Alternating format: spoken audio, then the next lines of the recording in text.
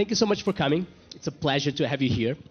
We want to have a discussion about everything that AI and technology has been bringing to new generations. And we know that all of that can be super positive, and we know that we now also be a little bit concerned.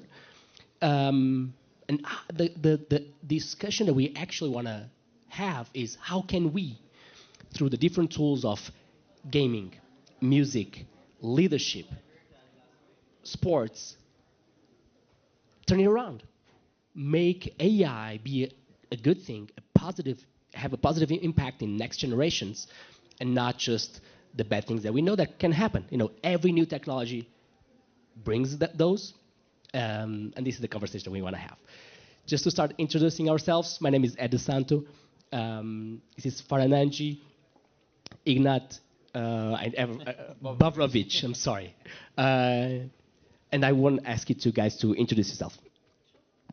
My name is Farah. My background in the music industry is as an electronic music artist for the last 15 years.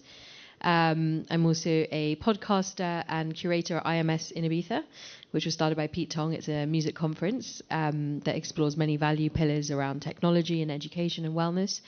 I also run a podcast agency and also race cars in my spare time. Yeah, hi, my name is Ignat Bobrovic. I'm a veteran in esports. I was a professional player from 2000 to 2004. And for over the decade, I'm working in the esports industry. I'm a founder of project Valvur. Valvur is a cybersecurity solution for kids and parents to increase their safety online through gaming. And our vision is to build the trust between kids, parents, and other stakeholders like game developers. Just recently, I finished the book with Palgrave Macmillan. It's a book about esports. So basically, the logic here is to teach people what is esports, what is gaming, and how it can be used for better than for worse. Because definitely, gaming can be good and can be bad. So that's. Excited for that. And I also sometimes race in cars. I'm going to start from there. I'm learning how to race in cars. I've raced a couple times. I had some classes. More fear than excitement, still. But my name is Ed Santo. I'm the founder and CEO of Personal Magic. We are creating a new kind of the next generation of musical instruments for beginners to onboard the next generation of musicians in a super easy, fun way. We believe that everyone should be connected to the power, the possibility of playing musical instruments, play the songs that they love. Virtually everyone wishes they knew how to play a musical instrument, and still most people don't play any. And we believe on that mission of make everyone fulfill that dream. Based in California, my first time in Davos. Let's get into it. So, starting with you, Farah. With all the technology that you've been seeing, especially in AI, especially in music, which ones are the ones that you are more concerned about? Concerned about. Yeah. So from an artist perspective, and I'm going to speak from that, obviously from that lens, is we put in more than 10,000 hours to learn our craft, to really dedicate ourselves and unlock what is inside us as Ninja, as an artist, or and so when AI is coming in, obviously some of our biggest fears in the community, because you have to remember that in every day 100,000 records are released on Spotify. So already standing out against that noise is enormous. It's no longer good enough to just be a very talented artist. It's almost never been harder to be an artist, and then you have this this mountain, this avalanche coming in of AI, and how that's going to develop for the community. What are the ethical guardrails that are being put in place to ensure that integrity is something that is always very transparent? Who created this song? How much of it was created by AI? And I think that that's something that we'll obviously go deeper into, but the ethical sort of implications of that, because today it's 100,000, tomorrow it could be 300,000 a day on Spotify if we're just using AI all the time. So the authenticity piece is really, really important, in my opinion. And how about gaming? How do you see AI being implemented in gaming in ways that you are worried about? Yeah, so first of all, I would like to say that gaming is a for me, it's a precursor of future in many senses. Like when there was this NFT bubble, etc., it was like, oh, digital assets, all the things. I was like, yeah, but I mean, more than from in 2000s, we already had digital skin of our racing car, which in theory could have been already an NFT, but nobody cared back days.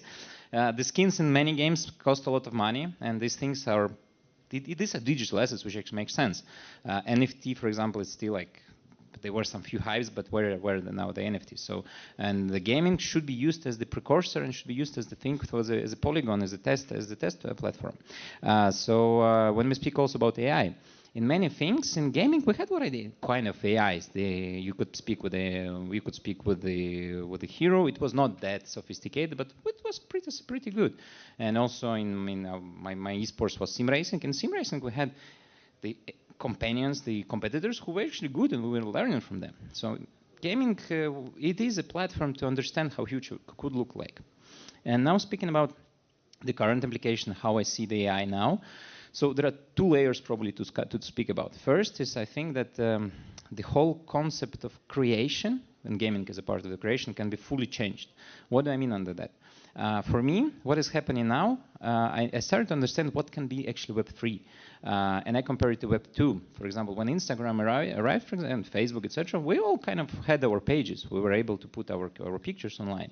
And then become like, yeah, we're kind of creators. And YouTube, well, we can create our videos. What's happening with AI now? AI allows actually to cost-effectively create the world which you can imagine. So I think pretty soon, creating a game or creating the world which you can imagine will be similar in terms of complexity as being a blogger like 10 years ago. Video vlogger, sorry. So this can completely shift the paradigm. And in the end of the day, we can see the full shift of how gaming looks like. So now the AAA publishers, many of them are struggling because they're huge. They cannot take quick decisions, and they have a lot of overheads. And AI allows now to good teams with great ideas to become the creators, like vloggers, like YouTubers became super important people. I expect that AI can empower this. This is a good thing. The bad thing is definitely, from my perspective, from what we're looking into, is linked to cybersecurity and the mental health issues as well. AI allows not only to create good things, but it also allows to create bad things on a scale. So take the fake videos, fake audios when people are being robbed, right? So the gamers, especially the teenagers, it's easy to manipulate them. And it's easy to manipulate them, and AI helps to create deep fakes, etc., just to rob money and to get the money. And it's one of the easiest things, right? And at the end of the day, there are much more things which are rising. And for me, the cybersecurity and mental health is a huge problem which should be tackled. And AI here is an amplifier. It's amplifier of good and amplifier of bad. And to protect from bad, we need to think like what we are doing, for example. We are thinking ahead of what people will be doing bad, and we need to protect from what can be happening bad. And do you want to give us a specific example? Well, the specific examples are, like for example, what's happening in games like Roblox, like linked to predation, grooming. You don't know who's behind this, right? So you have, for example, if your kid is playing, 30 years old, whatever, and they have someone, the counterpart they're playing. It can be the same kid, or it can be, I don't know, a person 40, 50 years old who want to do something bad with the kid. And for example, in Roblox, there are thousands of situations where people are doing this. So there are people who are coming like saying, hey, can you send me the nude pictures or whatever, or tell where you live, or tell where your parents are not at home, and I will give you the in-game currency. And this is happening much more than you can imagine. So this is one of the examples of really bad things which are happening. And the implication of this is huge. There is a study which says that I think it was in New Zealand they done the study. The attacks like this, when person can be damaged mentally, like he was robbed or the picture was there, and blackmailing because of the picture, the amount of money that the government in the end of the day will need to spend to get this person to life is like tens of thousands of dollars. So psychologists, they will be losing their motivation in studies, etc. And again, the most important, most vulnerable part of which is affected by gaming is kids. They're studying, right? And they're studying. This is the future. So this is the future, and they can be influenced. They can be influenced also for bad things, like in TikTok, for example. Definitely there are some, I know, political campaigns, etc. In Roblox, it's happening already as well. there are the things that they promote that bad things, and this is happening, and AI just helps to amplify it. If I can talk for myself, what I'm really worried about, you said that kids are very influenceable. I feel very influenceable by AI. Every time that I get into my social medias, I feel that they really know me. I want everything. They grab my attention in a way that I'm quitting to fight. I'm just deleting the apps because I cannot be there. So I'm really afraid of that. I'm really afraid of. We know that this is the kind of AIs that the big companies have been investing the most money at, is AI for advertising. It's where the money really is right now. And if I see it, for me, I see it for teenagers, and I'm really concerned about that. At the same time, I can see the potential for good here in a way that if this AI can know me so well, they can also know me in a way that can help me grow, can help me enhance my life, and actually see things where I can improve and everything that I want to do in life. If they know me, if an AI can know me, can help me optimize everything that I want to implement in my life for me. And I see really, really, really good potential in that if they have the intention of using it in the right way. I'm not sure about that. Just wanted to add on that because I was speaking more about the bad things, right? When we speak about good things, how we're actually solving the problem. We're building the trust and we're building the knowledge. And actually one of the parts how we're building the knowledge is through gamified, hyper-personalized experience. So our idea that every kid, they have their own AI companion, which actually knows what this person is playing, how he's playing, what he or she likes. And at the end of the day, our logic is to give the content in a way that they can understand. I expect a few years from now, people can be learning mathematics in a very hyper-personalized way which they will understand. It can be Dota, it can be Racing, it can be whatever, but it will be hyper-personalized. So I fully agree with you that this is the opportunity. But again, this is opportunity, but this is also a threat. So it should be really well thought through. It's about how good the people that are behind all this are and their intentions. And we were talking a little bit about that. Is there any way that we can push the conversation in that way to, raise the awareness that, okay, we don't like this company because everyone can see that they are not doing right, and we like this company. This is the company we're going to use because we see that they are doing things in a positive way. Do you see anything like this, Farah? Yeah, I think the question is really around a lot of the legislation, because right now, and it's been for a while, there's so many guardrails that are not in place, whether it's the creative industries or many industries, as this technology is being rolled out so fast. If we can't create the standards that we need, then it's much easier for the bad actors to come in and mask what their true intentions are and then scale, obviously, these things. And unfortunately, it's the children as well who are obviously really vulnerable to these things, because as you say, if it's speaking to your emotional needs, it knows you, it's probably listening to you on your devices.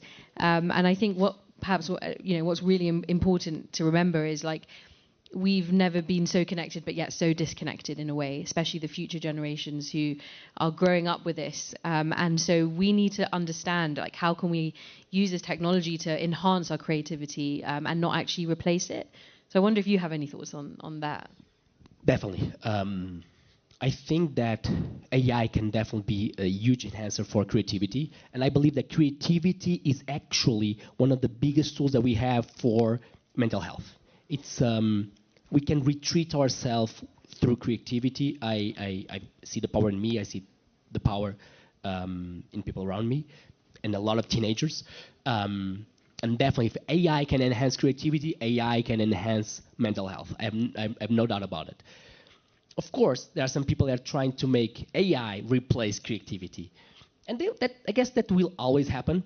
I don't love the outcome of that. I don't love the, let's call pieces of art that came fully from please come in, fully from AI. I don't like them. I don't know if I knew if they were not from AI, if I would like in a different way. I definitely understand that me as a consumer of art like to know what's behind of that, the person behind of that. But I also know there are new generations that they don't care about that. And I know that. No? Even bringing the gaming aspect again, I know that a lot of teenagers, they feel that they are much more their gaming avatar than their own personality. And this is like, for me, it's crazy. For some people in this room, it can be also crazy that I'm not me. I am that avatar. But I know that for a lot of, and when I say a lot, it's like millions of kids. And hundreds of millions. And, okay. So you can imagine. So I'm actually very curious to know what's going to happen in the future. I don't have the presumption to try to predict it, but actually I'd love to know your guys' opinion. Do you want to start? Let's go.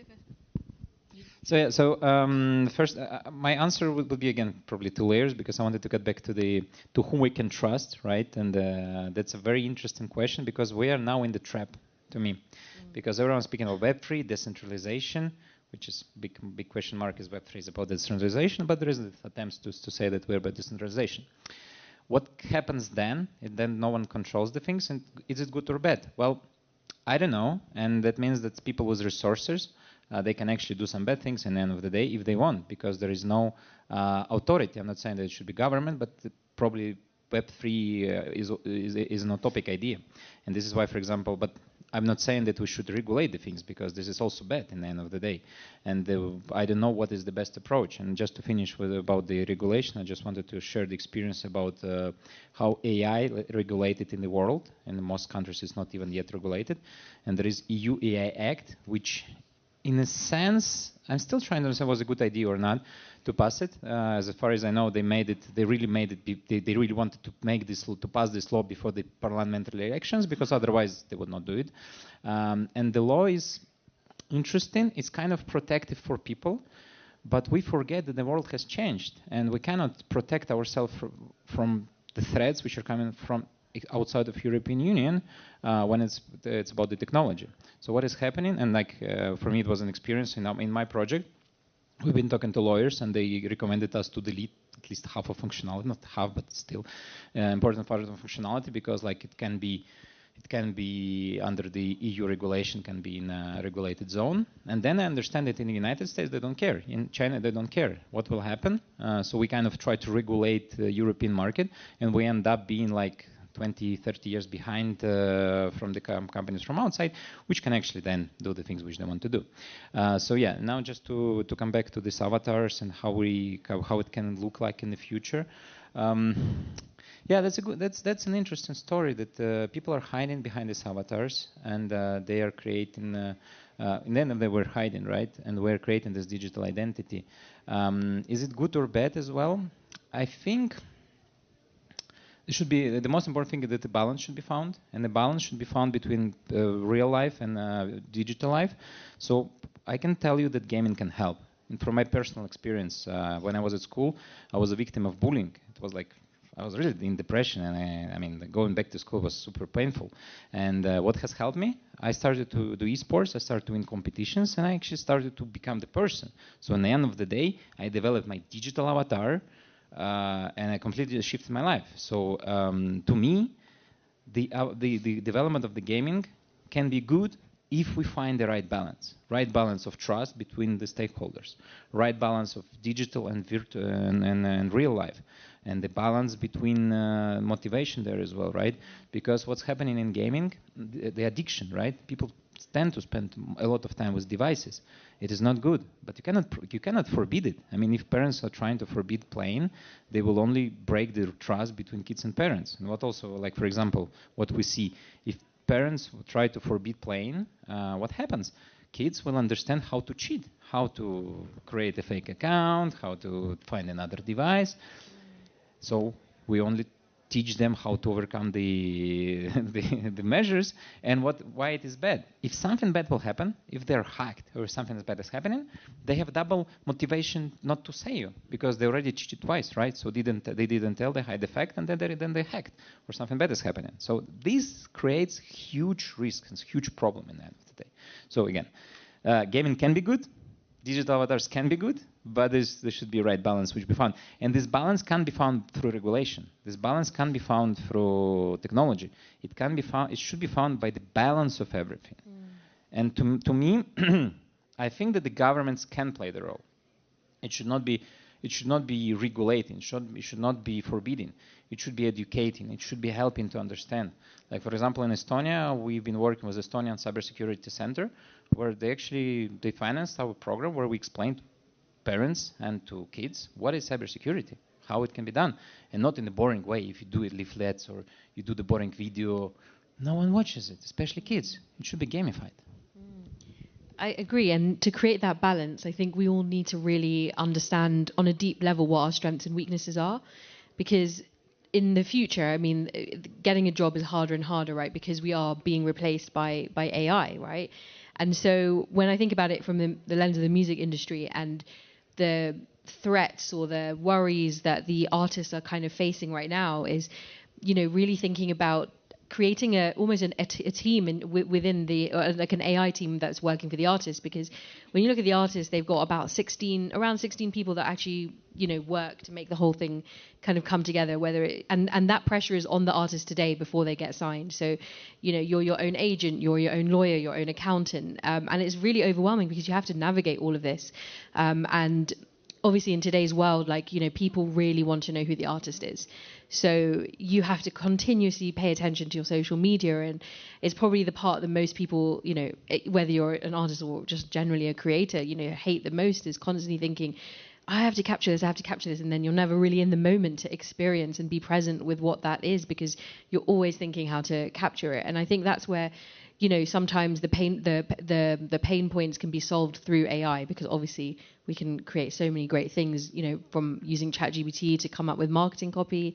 But I think what's really important is that as we look into this future that's, so ahead of us, and is that we really have to think about, there's so many biases in the music industry and in a lot of creative industries. And so we really need to think who's actually designing these systems, and what kind of biases have they been exposed to? Because if you don't have diversity in thought from the people that are actually creating this, you're creating more and more echo chambers, and then the AI is just going to come back and feed you back the existing things. I wonder if you have thoughts about actually, obviously your company's been created. How have you done that with your developers? What kind of journey did you go on as a founder to actually make sure that there weren't systemic biases in your development? I don't have a full answer for that. We definitely, are very focused on that, and very worried about what's happening and how we see, because we are working very closely with teenagers and schools, and these echo chambers are actually happening. And they are happening also in music and in the music industry. The kids are much less eclectic than we were before about music. And we know that AI can learn their personality and bring them to these echo chambers, and we were very focused to not do that, especially with the way that, for example, in school systems, everyone is taught music mostly in the same way, with traditional songs from your country. It's always, most people start with classical music. Some people start with some pop music, but they're always the same songs. If the first song that you play on the guitar will mostly be the same song, whatever you learn that instrument. In India and other countries is kind of different, but that's an echo chamber in music. And we are not there yet. We haven't developed that part. We are not in that part of the process yet of developing our musical instrument and our lessons. But we definitely know that we don't want to create that. And what we want to do is much more the hyper personalization, because when you really love something, you're gonna do it more. You're gonna be more engaged, and you're gonna be happier. And that's our goal. It's make people happy. Make people happy playing a musical instrument. I don't have a full answer for that, but there are my thoughts.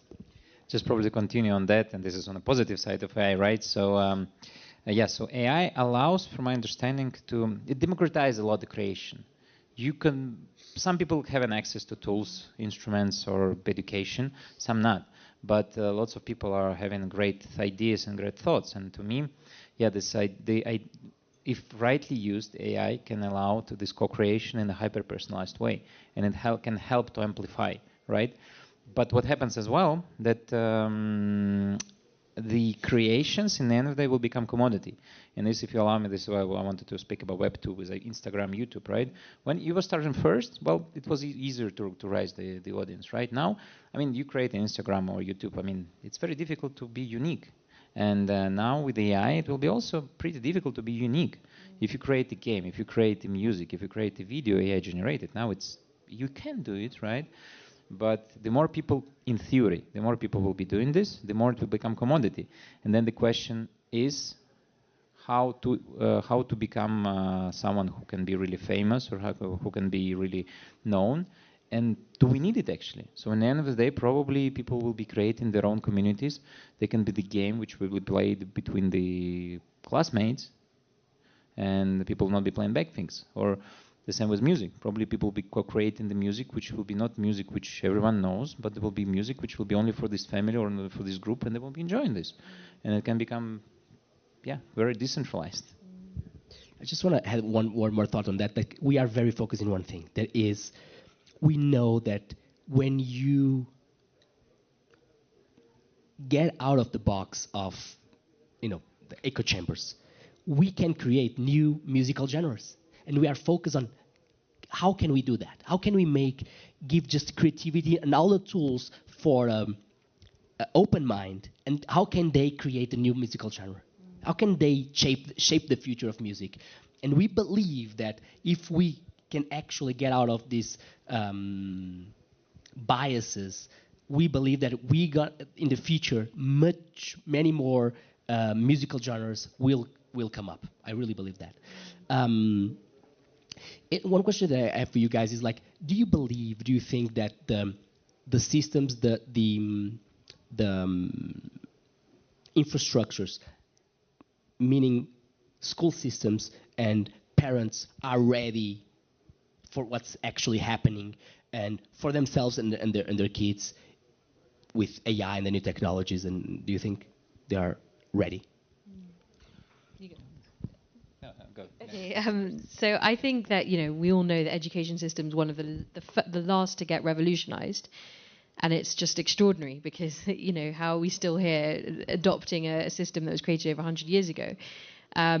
So obviously it depends which country we're talking about, because some countries are very forward thinking and are thinking about how to design for that, but unfortunately a lot of it is a resource issue as well, and comes back to governments, and a lot of these changes are so drip fed and so slow that by the time they've addressed one problem, 100 other things have come up that they need to think about. And so I don't think that the education system is ready in any shape or form, actually. I think that there's a lot. What I think is really great is kind of what you talked about, where if we all learn very differently. And I can speak from my experience. I have a motor coordination delay that was diagnosed at 15, but by that point I already found my purpose and passion of music and motorsport. And if I followed the traditional thinking and the traditional education system, which would have told me there's no way you could succeed in having a career as a race car driver or as a DJ because you don't have that skill set, then I would have never felt fulfilled in what I really know gives me the most fulfillment. And at that time in the education system, it wasn't there in terms of teaching me how to learn differently, because that's what it is about. And more than 5% of children out there and more have learning difficulties. And that's also a question of environment, of many factors that there are a lot of children out there who just learn very differently, and we have to speak to those people, because they should never be taken away from actually achieving their human potential, what drives them, what fulfills them. So I think we need to champion those companies that are really going deep into the trenches of the education system and thinking, first of all, that age group from 0 to 6, that's one of the most important intersections to basically transform a child's mind, because from the age of 0 to 6, child's mind is developing almost 90%. So everything that they're even being born into this technological world, children today may not even understand the concept of money because it's all on the phone. And we need to understand what does that then trickle down to their relationship with money? How do they view that as a, where's the ethics of hard work if they don't understand what it means, because it's all digital, right? So there's so many questions we have to really think about, and I think we really have to find those companies that are learning and addressing how to create differently and in unlocking those tools. Yeah, so from my side, I would say that I see that more and more countries are actually alienating themselves from this problem. Like in a few countries, which I know recently, they kind of try to forbid using smartphones at schools for kids, which from one side it sounds logical, but then what's happening? They try to say, oh, it's not our problem. Cyberbullying, whatever, it's not our problem. We don't care. We kind of forbid it at school, and whatever happens outside the school, we don't care. But what is happening? They're actually having the black box. They're not trying to educate. They're not trying to protect. They're not trying to make the world better in a sense. They're trying to they're trying to protect themselves from the problems.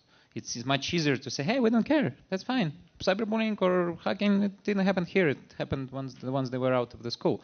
So what is happening at the end of the day? So yeah, this is a big problem to me. And actually, I see this as a huge problem that they try to neglect the problem and not to solve it.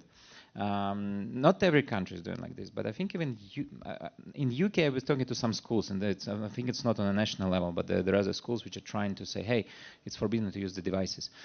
Again, you cannot forbid kids to be online. You cannot forbid them playing games.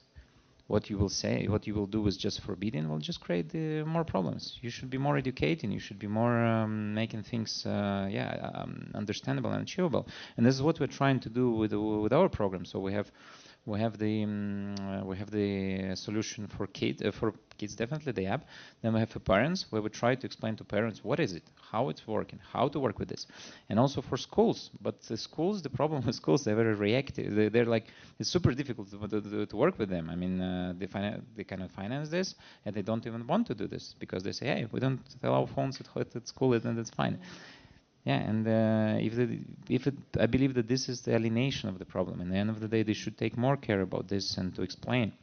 And it's not enough to have a class where they will explain how to use an AI, and at the same time you forbid them to use the devices at school. It should be a complex system, and it should be a system where, again, for me, the most important part of the whole AI story is the trust. Is the trust between kids, parents, and other stakeholders. Other stakeholders, may it be government, may it be school. Because if there is no trust there is a huge layer of potential threats which can be done by bad people. My thoughts are that to solve problems, we need to let them race and come outside. And then we can solve them while we're having them. Avoiding problems is not solving problems. And technology and smartphones and gaming are not going anywhere. So, avoiding them is the worst solution in my view. We should actually, welcoming. That's the new world that we have. And now, of course, we're going to have a lot of problems. Let's try to solve the problems using them, using the technologies. So I know on this side is that definitely the systems and the school systems, especially when they are, come from governments, are definitely not ready. But something that I've been learning working so close with so many schools and kids is that they know that they are not ready, and they are trying to get ready. And they are trying different tools. They are trying with their students. We are trying with their faculties to solve these problems, to move the world forward. So I'm very, very optimistic about that. Before we move into questions, I want to just raise one more subject. I feel that for our mental health, we need to have something ours, right? Something that we really look for tomorrow. Sometimes it's a mission in work. Sometimes it's our family. Sometimes it's the kids. Sometimes it's my musical instrument. Sometimes it's my gaming that makes me feel important. How do you guys have that in your personal experience? And how do you see these tools like gaming, music, leadership, sports, being this tool that gives some purpose and identity to the kids, that it's what they are looking for, right? They are growing up looking for their own identity and looking for their unicity, like being unique, feeling special. What are your thoughts on that? Very good question.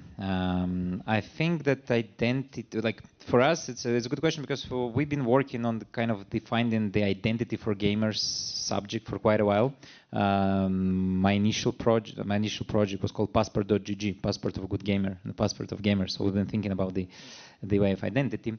But as you see, we're moving towards more protection because I see more risks. Like I see a lot of risks just having only digital identity and being self-expressing only for digital identity. And our logic here is to kind of to create this the idea of companion. So we want everyone to have a companion, which is not substituting the identity, but which is extending the identity. So when I say, okay, you will have your own avatar in games, whatever, and you want to also have the guardian, like in our project that we have this guardian, and the idea to have more self-expression through the guardian, to still keep your identity, not to say that you are, you're still a human being. And through this avatar, through this companion, we want to allow this self-expression. And the self-expression, from our experience, what it can be, well, definitely the skins, so how your avatar can look like, the way you represent your avatar, the way it can be girlish, pink dress or whatever, or it can be digital racing driver, or it can be what you like. So you express yourself through that. And then the idea is to they allow yourself to tell who you are through your profile and through your avatar, through your companion. Like say, hey, like what we've been doing, for example, for quite a while, wanted to allow people to generate the statistics from esports and from competitive gaming, that if I see you, like it's the same like with LinkedIn, right? If I see LinkedIn of a person, I understand, okay, VC, I don't know, marketing, whatever. And here, if I see the digital avatar, the digital representation of the person in gaming and esports, I can say, oh, you're playing this game. Oh, you're good. I have a topic to talk to you. I can also see probably in some games it's possible to see what they like to use as the weapons or the heroes. And this is already the topic. This is the identity. So this is how you identify yourself online.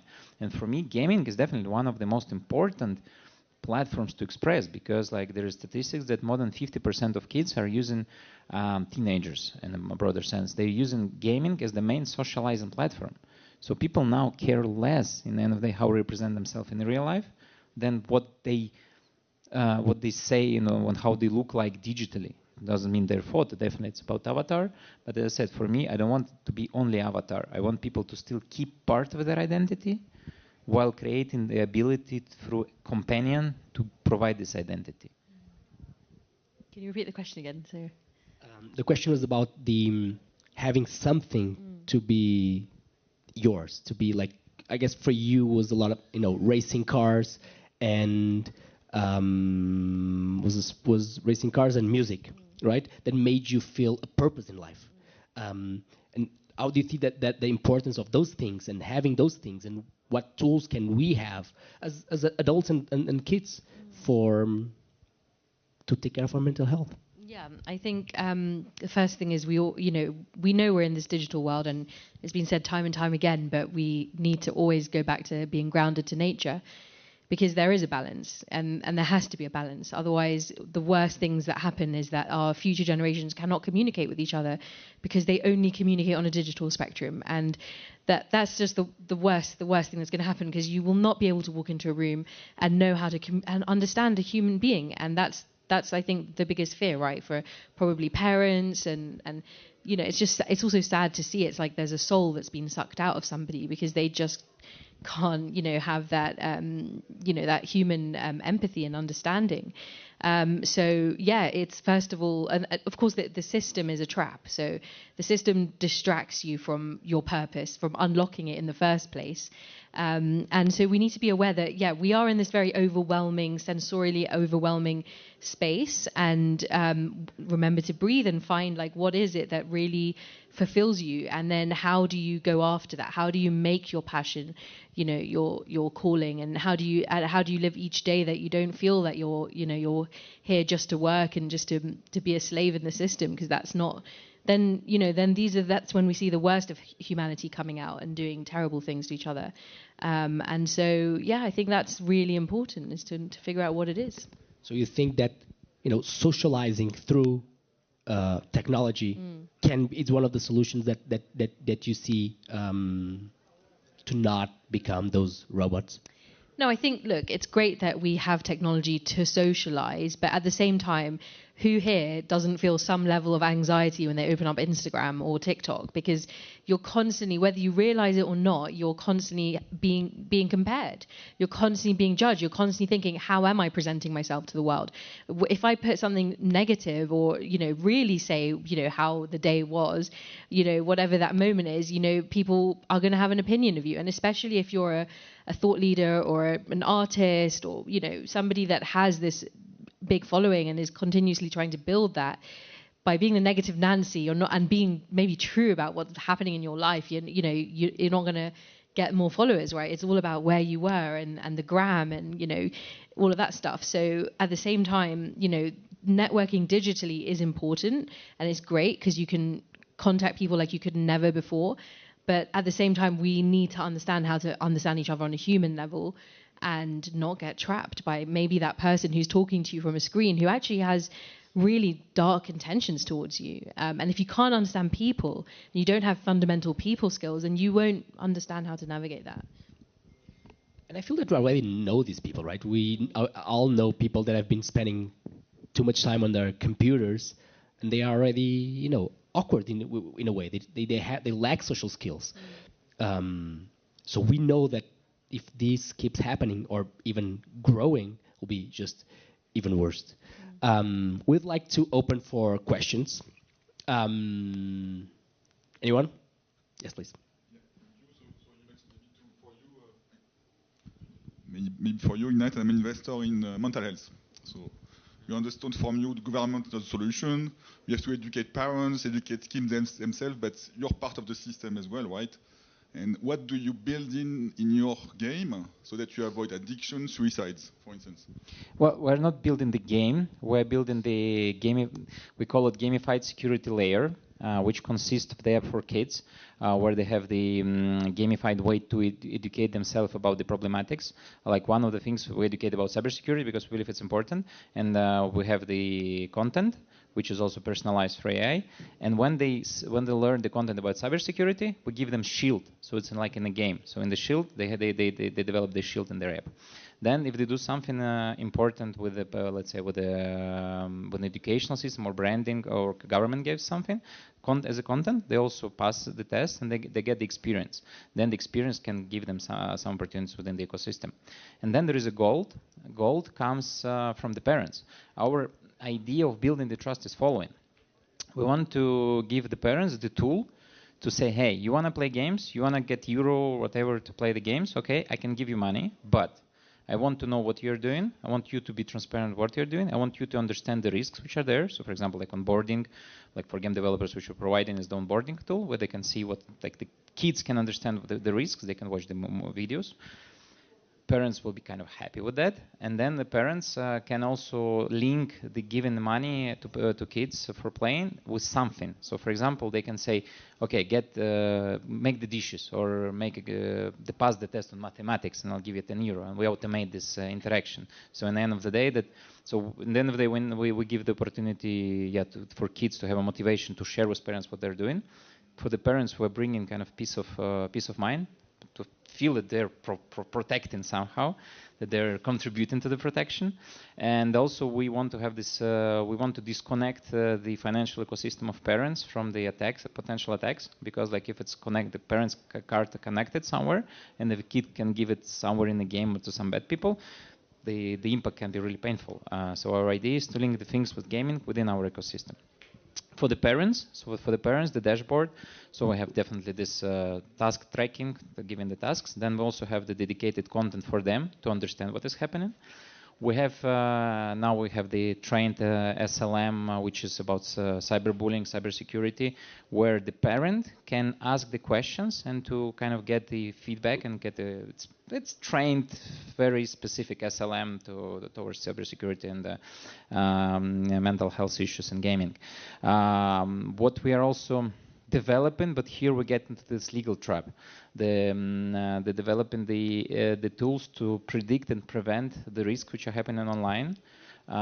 We don't want, again, for us, the trust is most important. So we know some projects are kind of tracking the words, etc., and then they can give to parents directly that your kid want to do suicide or something bad, right? We don't want to break the trust. We want to give some direction, so we want to give some direction to parents to understand that something is happening, but not directly, right? So we want just to, through AI companion to understand and through it, like to do the soft push. Why I said about legal trap? In European Union, half of these functions is impossible within the EU AI Act. So, and we're looking now at the ways, should we go to the United States or should we kind of delete far for functions? The part for schools. So for the schools, we developed the dashboard. We are a bit struggling with the schools to implement this because they're the long decision making, but our idea is pretty similar. So from one side, we want them to give the opportunity to understand what are cybersecurity threats, what are mental health threats in gaming.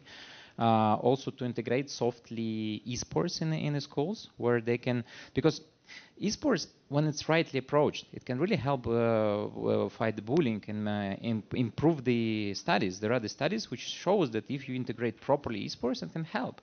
But to integrate properly, it's not easy. So there are these tools which we have there. And just to finish, so our idea is to protect from these bad actors, right? So and for protect from bad actors, we're creating the soulbound token identity, which we want to have different layers. And from certain layer, it will be KYC. And the KYC which will protect from parents, so we connect kids and parents. And the idea is to use this blockchain to increase the safety and to increase the ownership over the data in the end of the day for both kids and parents. Any other questions? Yeah, I think emotional intelligence is very important for both leadership and mental health. And I wonder if you can think of examples how technology can be used to educate children about emotional intelligence. I have a really good example, actually. A friend of mine built this company called Gleek in the UAE, and it's basically scaled the concept of mentorship because it identified, let's say, or they picked 100 really interesting people who've accomplished X, Y, Z, in their field. And obviously that person can't mentor 1 million people, right? But they created an AI which basically, they would have spent time with that AI to really answer a lot of questions. And then they were able to scale that technology. So if you today became a member of Gleek, you could learn from somebody who's,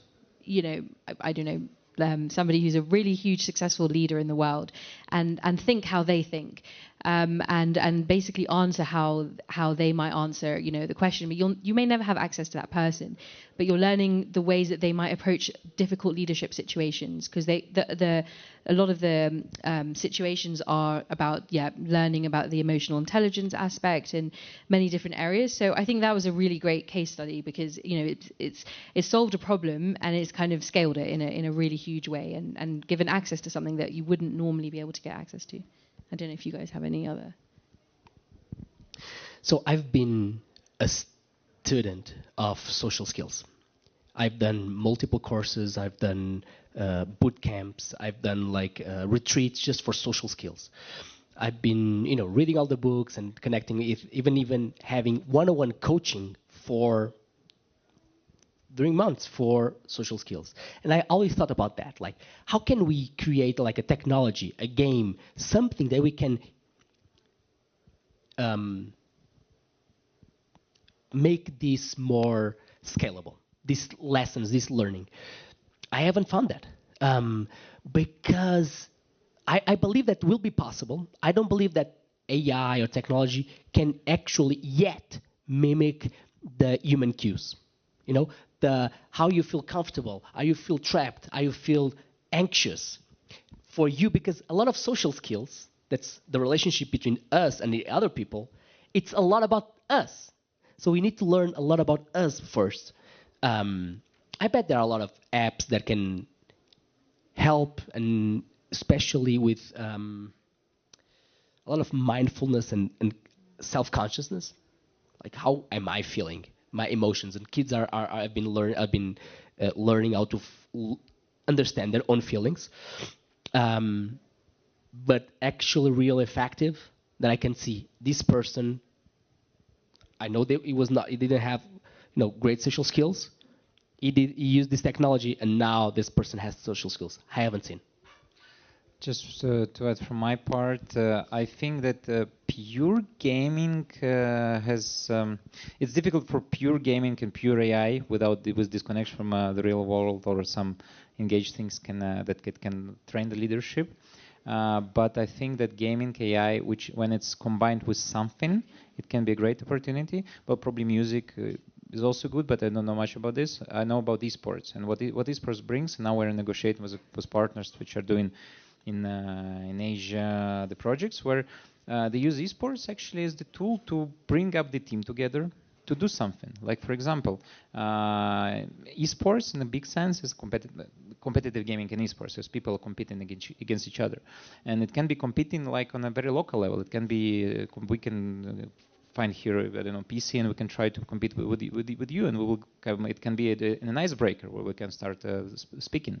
And when you integrate, let's say, wider sense of esports with creating competition, creating the team, creating the media for this, creating being the coach or being the manager, it gives the practical skills. So you can use an AI to create a website for this. You can for a logo, whatever. It's just like a practical approach.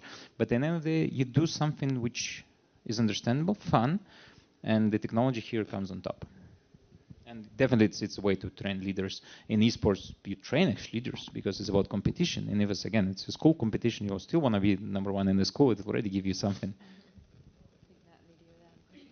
You have a question? Actually, I wanted to participate in the conversation. Yes, please. So just to add kind of like my thoughts and feelings about your question, I think that actually AI can be used as a beautiful self-reflection tool. And there's a lot that we can learn that then can help us deepen our own understanding of ourselves, and then beyond ourselves, our understanding of what it means to be human. I think that at the crossroads that we are right now, the evolution of artificial intelligence is not only allowing us to access information at an unprecedented rate, to personalize that, but to be able to engage in thought-provoking reflections or even reflective kind of challenges. I invite you guys to ask ChatGPT, if you use it, what does it know about you? What would it tell you, as if it was a friend? And to kind of like explore the mirroring that artificial intelligence can bring. And so that's just from like a psycho-emotional kind of perspective. And then I think like from a wearable and technology base, then that also connecting like how can AI allow us to better be in touch with our own like biofeedback and response, whether it is an emotion. Is my heart rate elevating right now because I'm speaking in front of a group of people?